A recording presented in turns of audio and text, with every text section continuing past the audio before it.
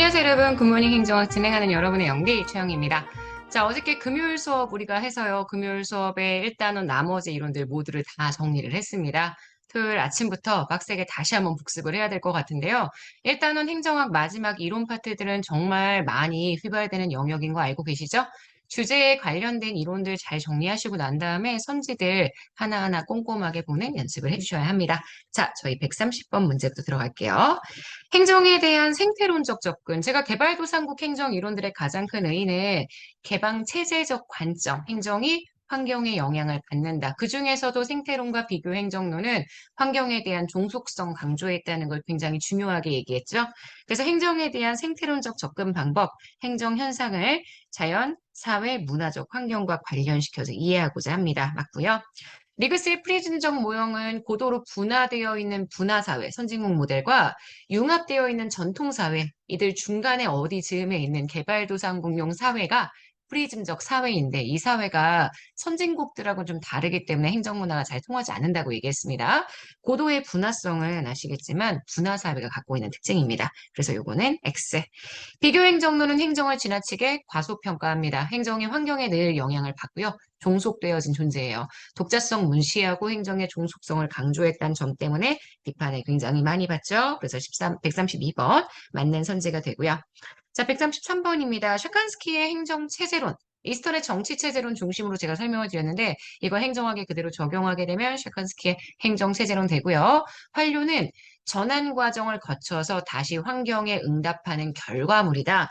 전환 과정이 사실 우리가 이야기하는 투입이 산출로 전환되는 거기 때문에 투입된 내용들이 전환 과정을 거쳐서 다시 환경에 응답하는 결과물이 된다. 요거는 산출에 대한 설명이 됩니다. 그래서 X가 되죠. 개방 체제는 계속적인 외부로부터의 환경 요소에서의 투입을 통해 체제가 계속 변화하죠. 그래서 유기체가 소멸하게 되는 엔트로피의 논리를 부정하게 된다는 게 특징입니다. 그래서 개방 체제 요소에는 오히려 부정적 엔트로피가 포함되기 때문에 엔트로피가 포함된다는 표현은 틀린 선지고요. 135번. 개발도상국의 발전 독재를 옹호하는 데 사용되었던 이론인 발전 행정론은 엘리티즘, 그죠? 엘리트주의와 국가주의를 토대로 합니다. 그래서 엘리트에 의한 국가 중심의 경제 발전이 필요하다라고 주장을 하죠. 그래서 135번 맞는 선지가 됩니다. 자, 136번부터 공공선택 이론으로 좀 들어가 볼까요? 공공선택 이론의 대표적인 학자에는 스캐년, 털록, 오스트롬, 니스카는 뭐 이런 학자들이 있습니다. 맞고요. 137번 공공선택 이론은 공공재와 공공서비스의 특질을 중시합니다. 그리고 모든 공공정책은 당연히 외부적으로 확산 효과가 있다라고 설명을 합니다. 이걸 티브가설하고 되게 헷갈리시는 분들이 계신데 티브가설은 공공정책의 확산 효과를 일부러 이론적인 전제를 해주기 위해서 무시한 거고요. 일반적인 공공선택 이론에서 공공정책은 외부에 대한 확산 효과, 외부 효과가 분명히 존재한다고 봅니다. 헷갈리지 마시라고 했어요. 137번 그래서 맞는 선지고요. 138번입니다. 공공선택 이론은 사회의 비시장 영역을 경제학적 방식으로 연구합니다. 그래서 개인의 기득권을 타파하기 위한 그런 노력을 하지 않습니다. 그러지 않았기 때문에 결국 개인의 기득권을 계속 유지하려고 한다. 타파하려고 하지 않았다라면 굳이 기득권을 없애려고 하지 않는다는 의미로 받아들일 수 있기 때문에 보수적인 접근이라는 비판을 받습니다. 정부활동의 성과를 지나치게 시장적 가치로 환원하려는 경향이 있다라고 비판을 받는 이론은 경제학적 베이스를 가지고 있는 이론들. 그래서 140번 문제의 정답은 공공선택 이론이었지만 여기에는 신공공 관리론과 같은 그러한 경제학적 이론들은 다 들어갈 수 있거든요. 하지만 생태론적 접근은 틀린 소지입니다. 140번 X가 되겠죠. 141번 공공선택 이론은 너무 이전에 있던 정부의 독점적 정통적 정부 관료제가 시민 요구에 민감하게 대응하지 못했던 장치라고 보게 됩니다. 그래서 정부 실패라는 문제가 생겼다라고 보죠. 그래서 지금 보시는 이 내용 맞는 선지가 됩니다. 사무엘스는 아시겠지만 공공재의 공급을 중앙정부가 해야 한다고 주장했던 학자였습니다. 소규모 자치행정을 절대 옹호할 리가 없죠. 자, 142번은 X가 됩니다. 143번 볼까요? 오츠의 분권화 정리와 티보 가설이 공공 서비스의 지방 정부 생산을 옹호했던 이론이라고 말씀을 드렸죠.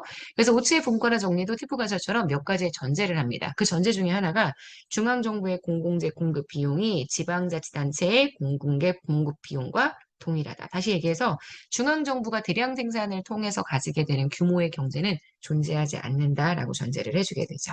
그래서 지금 보시는 요거는 X입니다. 티부가설은 지방 공공재의 외부 효과가 없다고 봅니다.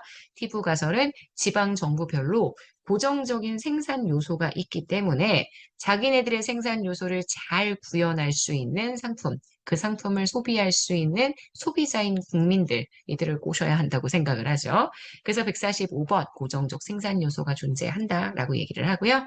티부가설은 지방자치단체에 주된 재원은 지방 소비세가 아니라 소득세나 재산세와 같은 소득을 통해서 얻을 수 있는 세금. 지방 소비세는 간접세이기 때문에 내가 그 지역에 살지 않아도 그 지역에서 물건만 구입하게 되면 세금을 낸다고 얘기했어요. 그래서 지방 소비세가 아니라 소득세가 전제가 되어야 한다라고 얘기했죠. 146번은 그래서 X입니다. 147번이요. 덧입의 이론에 따르면 합리적인 중하위직 관료들은 자기 부처의 예산 극대화 추구해야죠. 관청 예산 증대로 이득을 얻을 수 있는 것은 합리적인 고위직 관료들이기 때문에 요거 X가 되고요. 148번입니다. 니스카넨에 따르면 관료든 정치인이든 다른 거 다 떠나서 최적의 서비스 공급, 경제학적으로 가장 최적의 서비스 공급하는 수준은 한계 편익과 한계 비용이 일치하는 수준. 너무 당연합니다.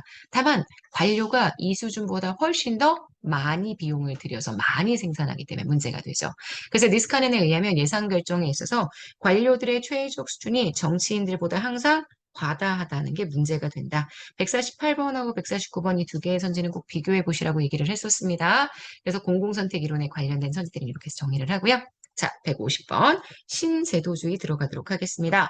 행태주의가 규명하고자 했었던 개인의 선호, 그게 그대로 행위의 결과로 연결된다. 신제도주의는 이러한 직선적 인과관계의 의문을 제기하면서 개인의 선호 체계가 제도를 만들고 개인의 행동은 이 제도에 구속되어져서 이루어진다라고 설명을 합니다. 그래서 신제도주의는 의문을 제기하는 게 맞으니까 요거는 맞는 선지가 되겠네요. 자, 합리적 선택의 신제도주의는 개인의 전략적 상호작용의 결과 제도가 만들어진다고 보죠. 사회학적 신제도주의는 합리적 선택의 신제도주의처럼 결과성의 논리를 중소화하는 게 아니라 사회적인 과정, 구성원들 사이의 적절성의 논리에 좀 더 중점을 두고 있기 때문에 152번 X가 되고요. 구제도주의와 신제도주의의 공통점. 구제도주의는 제도를 굉장히 정태적으로 보지만 신제도주의는 동태적으로 봅니다. 그래서 일단 여기 전제가 완전히 틀렸고요. 국가 간의 차이에 대한 설명을 시도하는 건 보통 정치학적 신제도주의가 가지고 있는 특징이다라고 보실 수 있기 때문에 요거는 또 신제도주의 중에서도 정치학적 신제도주의에만 해당하는 표현입니다. 구제도주의에 해당하는 표현이 아니에요. 그래서 153번 요거 X가 되고요.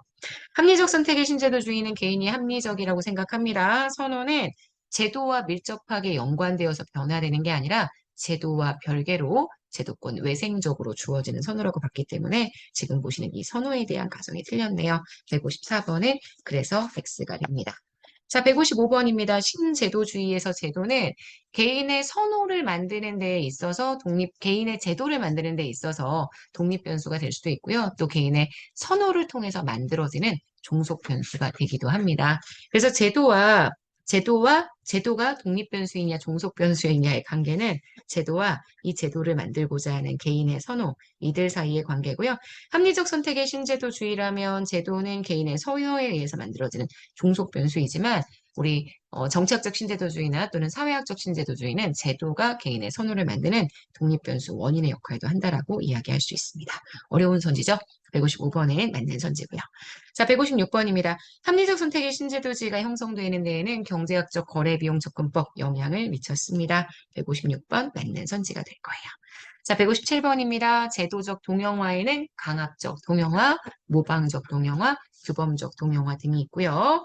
사회학적 신제도주의, 개인의 행위는 혼자서 선택하는 게 아니죠. 사회적 관계에 의해서 영향을 받고 다른 사람들과 동일한 형태로 행동하고자 하는 사회적 적절성의 논리에 영향을 받는다. 그런 의미에서 우리가 배태성이라는 개념을 사용한다라고 정리를 했습니다. 자, 158번까지 보시면 일단 7강의 내용은 마무리가 됩니다. 7강이 좀 빡센 강의였어요. 신제도주의, 공공선택 이론 둘 다 되게 어려워하시는 내용들인데 이거 정리하시느라 엄청 짐 빼지 않았을까라는 생각이 듭니다. 복습 선지 한번 다시 읽어보시면서 꼭 정리해 주세요. 자, 우리 내일 아침에는 8강의 내용 통해서 만나도록 하겠습니다. 여러분, 오늘 하루 정말 잘 보내시고요. 주말입니다. 주말 재미있게 보내세요. 그리고 내일 아침에 우리는 또 굿모닝 행정을 통해서 만나도록 하겠습니다. 여러분, 오늘 하루도 여러분 거예요. 내일 아침에 만날게요. 안녕.